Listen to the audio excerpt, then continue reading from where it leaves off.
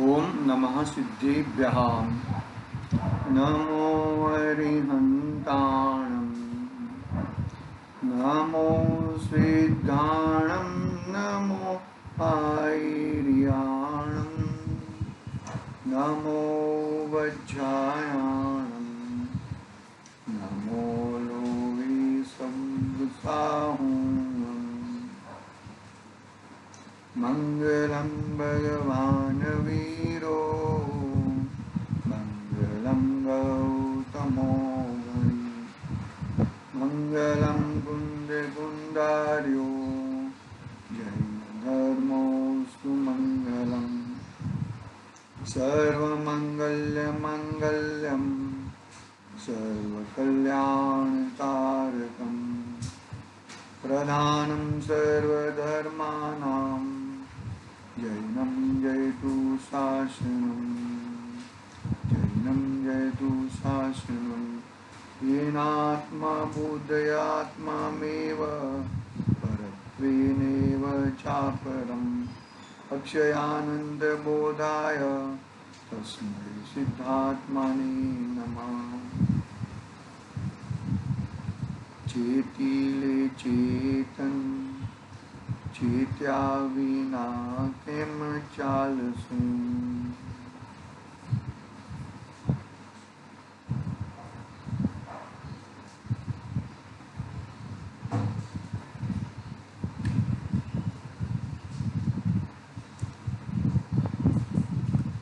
समाधि तंत्र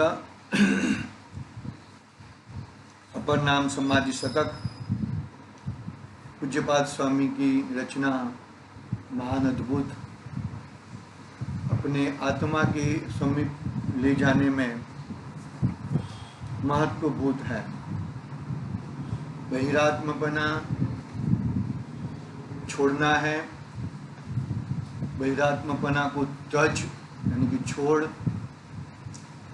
अंतरात्मा में आ और परमात्मा पने को ग्रहण कर। ऐसी महत्वपूर्ण बात पूज्यपाद स्वामी बता रहे हैं। गाथा 5 में अपना स्वाध्याय चल रहा है। विशेष रूप से बहिरात्मा का स्वरूप क्या है, अंतरात्मा का स्वरूप क्या है और परमात्मा का क्या स्वरूप है, वो बतलाने वाले हैं, बता रहे हैं। शायद एक चौथा दिन चल रहा है उसका, 5वीं गाथा पे। गाथा पढ़ रहा हूं मैं पहले।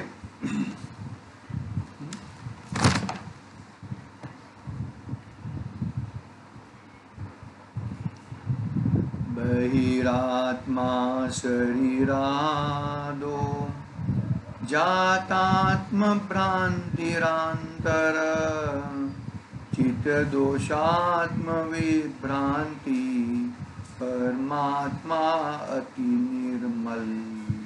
क्या कहते हैं देखो, हिंदी अनुवाद।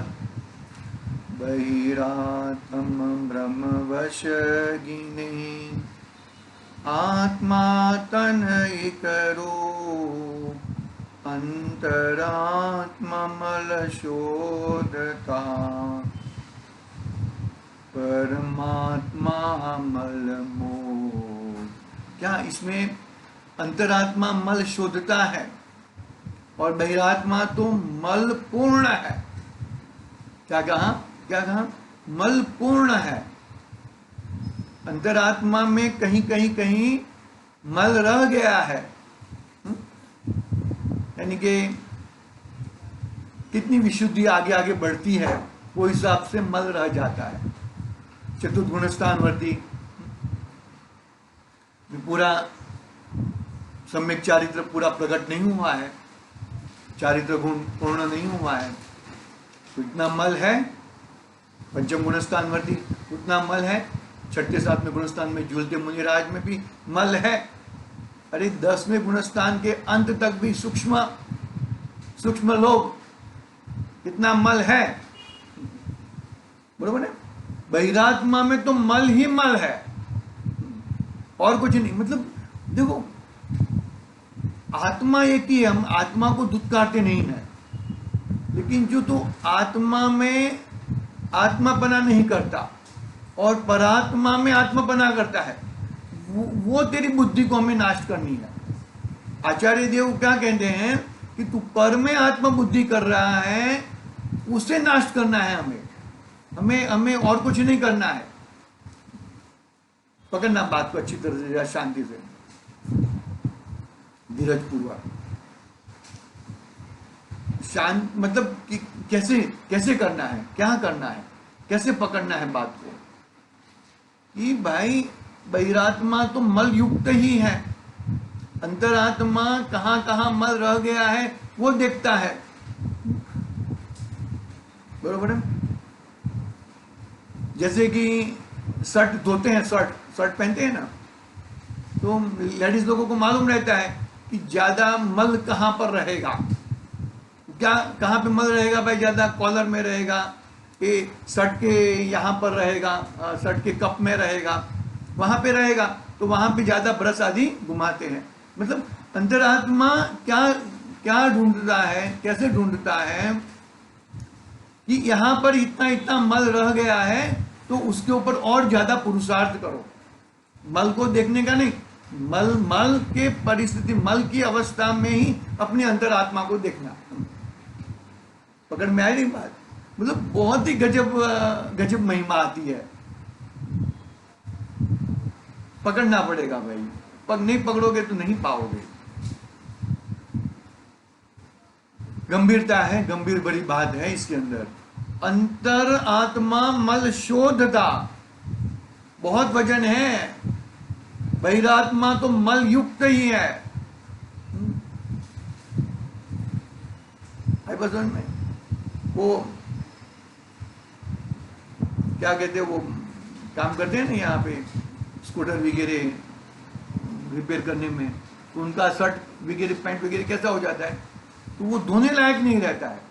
वो 5-6 दिन पहनेंगे फिर वापस फेंक देंगे। ऐसा हो जाता है, ऐसा बहिरात्मपना में ऐसा हो जाता है। तुझे कोई आत्मा कहने के लिए तैयार नहीं होएगा, ऐसी परिस्थिति आ जाएगी। जैसे वो ऑटो रिपेयर करते हैं, मतलब ऑटो का काम करते हैं, उनके ग्रीस वगैरह लगता है, ऑयल लगता है, गंदा होता है कपड़ा, तो उसको कपड़ा कहने के लिए कोई तैयार नहीं होता और ऐसे ही फेंक देते हैं। ठीक उसी तरह तुझे आत्मा कहने के लिए तैयार नहीं होएगा आदि, जो तूने बहिरात्मपना नहीं छोड़ा तो। पकड़ना बात, भ्रम के कारण उसको अपना मान बैठा है। दृष्टांत को दृष्टांत की ओर ही देखना, दृष्टांत में ज्यादा उलझना मत भैया। अंतर आत्मा मल शोधता है और ढूंढ ढूंढ के पुरुषार्थ करता है। मल में बैठे नहीं रहता है, पुरुषार्थ करता है और वो मल को भगाना पड़ता है, क्योंकि मेरा परमात्मा अति निर्मल है। क्या है? मेरा परमात्मा अति निर्मल है, मल से मुक्त है, उसमें मल का एक भी दाग लगा नहीं है। ठीक है, आगे देखते हैं, टीका प्रारंभ करते हैं हम। शरीर में और आदि शब्द से वाणी तथा मन का ही ग्रहण समझना क्या है? मन, वचन और काया। बराबर। शरीर आदि में आदि शब्द से वाणी और मन का भी ग्रहण समझना, मन से, वचन से और काय से। बरोबर है। उनमें जिससे आत्मा ऐसी भ्रांति उत्पन्न हुई है वह बहिरात्मा है। आई बात समझ में? कितनी जबरदस्त बात कह दी एक शब्द में। शरीर आदि में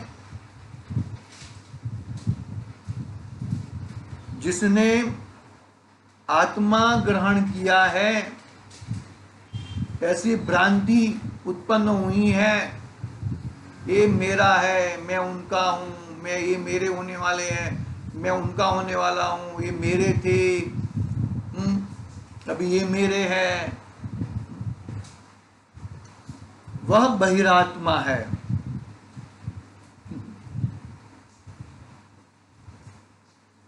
आई बात समझ में? देखो, शरीर रहना कोई प्रॉब्लम नहीं है, शरीर में आत्मपना रहना वो प्रॉब्लमेटिकल है। शरीर तो सकल परमात्मा को भी शरीर है, लेकिन शरीर होने के बावजूद भी शरीर वो अपना नहीं मानते। वो शरीर तो पर है, वो मेरा नहीं है, मेरा हो भी नहीं सकता। वो उसकी चाल अलग है, मेरी चाल अलग है, उसके द्रव्य क्षेत्रकाल भाव अलग है, मेरे द्रव्य क्षेत्रकाल भाव अलग है, उसके गुणधर्म अलग है, मेरे गुणधर्म अलग है। संयोग बुद्धि में प्रॉब्लम है, उसमें आत्मपने में प्रॉब्लम है, उसमें वो आत्मा में वो मैं हूं, वो बुद्धि में प्रॉब्लम है। वो बुद्धि कभी भी हट सकती है भाई। वहां पे वरे पानी में रहते हुए कमल पानी से भिन्न है ऐसा रहता है, मैं पानी मुझे छुआ ही नहीं है। ऐसे ही संयोग में रहता हुआ आत्मा संयोग से रहित है, ऐसा अनुभव कर सकता है। पकड़ना बात को भाई। आज समय आज भी थोड़ा लेट ही हो गया है। बहुत ही महत्वपूर्ण बात है, बहुत महत्वपूर्ण बात है, उसको पकड़ लेना अच्छी तरह से। बस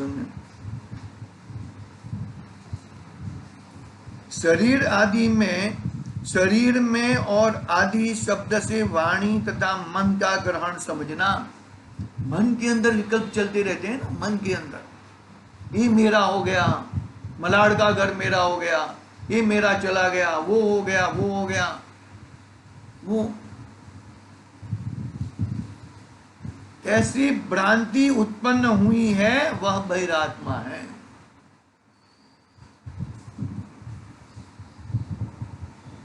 बहुत कड़क बात है, बहुत पुरुषार्थ लगता है। आगे बढ़ते हैं। देखो इसमें क्या कहते हैं गुरुदेव, क्या एक पैराग्राफ पढ़ रहा हूं मैं। यह मैं हूं ऐसी जिससे भ्रमणा हुई है, वह बहिरात्मा है। आचार्य का कथन है, यह शरीर, मिट्टी, धूल, जड़, जगत का अजीव तत्व, वाणी जगत का अजीव तत्व, यह वाणी और मन जड़, वे मेरे। क्या कहा गुरुदेव ने, क्या कहा? देखो, शरीर तो आ गया, मिट्टी, धूल, वो तो जड़ है,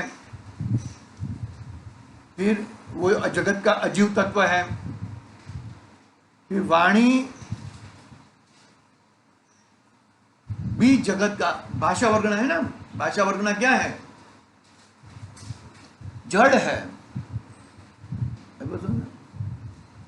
तुम्हारे मन में, बरोबर, मन में जो होते हैं वो शब्द इतने मन के हिसाब से पूरे निकलते नहीं है, ऐसा याद रखना।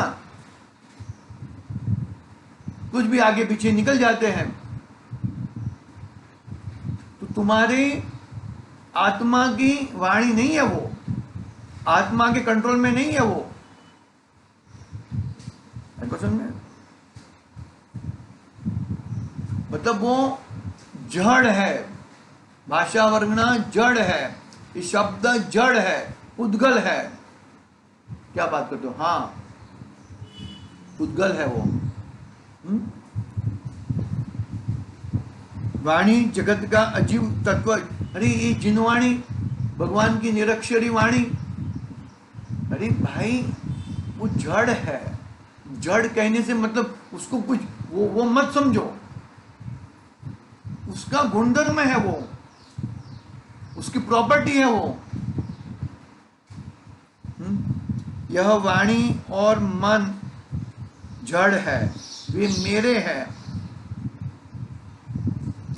क्या बात सुन रही? समीप में कायम रहे, वो मेरे साथ में रहे, मेरे से दूर जरा भी नहीं होए। तथापि वह कहे मेरे नहीं, तथापि वो तो मेरे नहीं कहते हैं। इस शरीर ऐसा नहीं कहता कि मैं तेरा हूं, लेकिन ये कहता है कि ये शरीर मेरा है। शरीर, क्योंकि शरीर में तो ऐसा गुणधर्म ही नहीं है, भाषा में भी ऐसा गुणधर्म नहीं है। मन कभी किसके ऊपर रचता है, किसी पर द्वेष करता है, और जिसके ऊपर रचता है वो थोड़ा समय के बाद उसके ऊपर द्वेष करता है। इष्ट, जो इष्ट लगता था वो बाद में अनिष्ट लगता है। फिर कैसा होगा?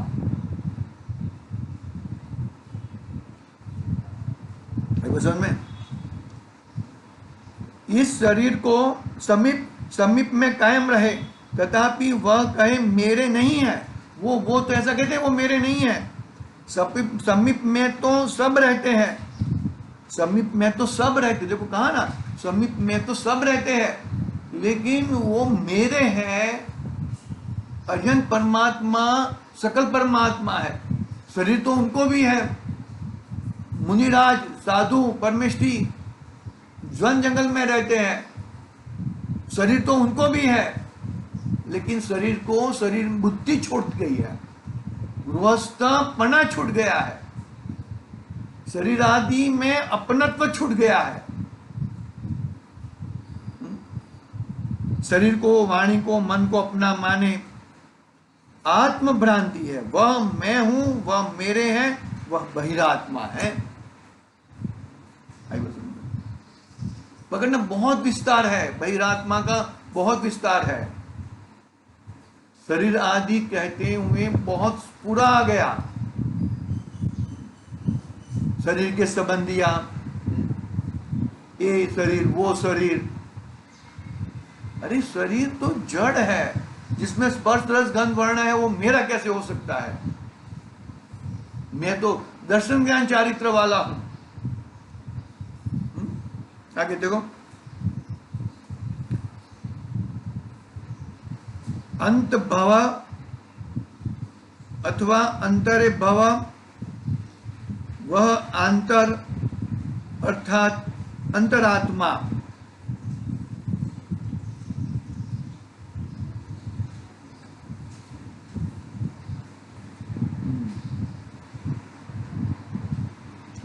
वो शब्द लिखे नहीं, इसमें संस्कृत टीका में लिखे हैं अंतरः अंतः भव, बराबर। वह अंतरात्मा कैसा है? वह चित्त, दोष और आत्म संबंधी भ्रांति रहित है, उसमें भ्रांति नहीं है।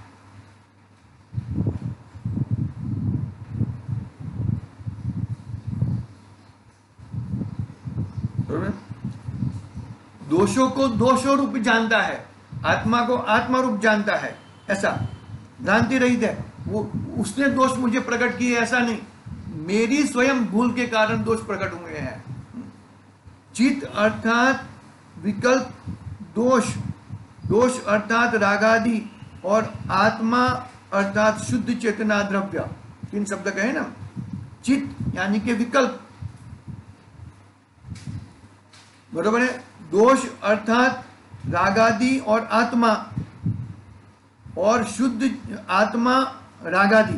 दोष अर्थात रागादि सब आ गए, क्रोध, मान, माया, लोभ सब आ गए। आत्मा अर्थात शुद्ध चेतना द्रव्य, उनमें जिसकी भ्रांति नाश को प्राप्त हुई है, अर्थात जो चित्त को चित्त रूप से, दोष को दोष रूप से, आत्मा को आत्मा रूप से जानता है, वह अंतरात्मा है। अथवा चित्त और दोषों में आत्मा मान्य रूप भ्रांति जिसके चली गई है, जाती रही है, वह अंतरात्मा है, क्रमशः जाती है। चारित्र में चतुर्गुण स्थान एक फटाक से आ जाता है, फटाक से आ जाता है, एक धड़ाक से आ जाता है। श्रद्धा गुण में स्टेप नहीं है, श्रद्धा अखंड है, खंड खंड में, श्रद्धा में खंड खंड नहीं पड़ता। ज्ञान गुण में भी खंड खंड पड़ता है, खंड खंड बोले तो उसमें स्टेप आते हैं, चारित्र गुण में भी स्टेप आते हैं, बराबर समझ गए ना। खंड यानी कि ऐसा ज्ञान में खंड ऐसा नहीं, ज्ञान गुण में खंड ऐसा नहीं, लेकिन ज्ञान की पूर्णता में स्टेप आते हैं, चारित्र की पूर्णता में स्टेप आते हैं। चारित्र गुण की शुरुआत चतुर्गुण स्थान से शुरू होती है। ज्ञान गुण की, सम्यक ज्ञान गुण की शुरुआत चतुर्गुण स्थान से शुरू होती है। तो सम्यक ज्ञान, केवल ज्ञान कैसे होता है कि 13वें गुण स्थान में, और चारित्र गुण की पूर्णता 12वें गुण स्थान में पूर्ण होती है। बरोबर है। तो कहने का भावार्थ ऐसा है कि उसमें आगे पीछे यानी कि मतलब थोड़ा कम ज्यादा उत्तरोत्तर बढ़ते रहता है। बाकी श्रद्धा गुण अखंड रहता है, एक समान रहता है। श्रद्धा किसके ऊपर मोहर मारती है? बस ए ही मैं हूं।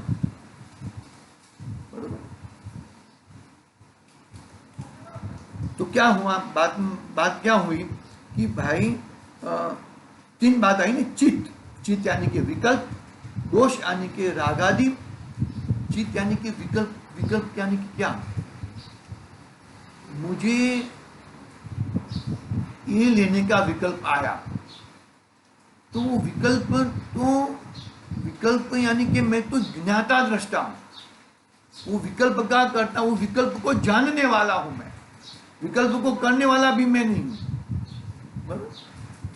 बराबर। कल देखेंगे उसका थोड़ा विश्लेषण। चित्त अर्थात विकल्प, दोष अर्थात रागादि, क्रोध मान माया लोभ रागादि, और आत्मा अर्थात शुद्ध चेतना द्रव्य। इसमें कोई भ्रांति नहीं है। उसने मुझे विकल्प करवाए, टीवी देखने से मुझे विकल्प, अरे विकल्प करने की मैंने ही विकल्प किए हैं। देखेंगे बात को, आज समय बहुत हो गया है, मतलब थोड़ा आगे का है सेशन, इसके लिए आज के लिए ओम नमः सिद्धि।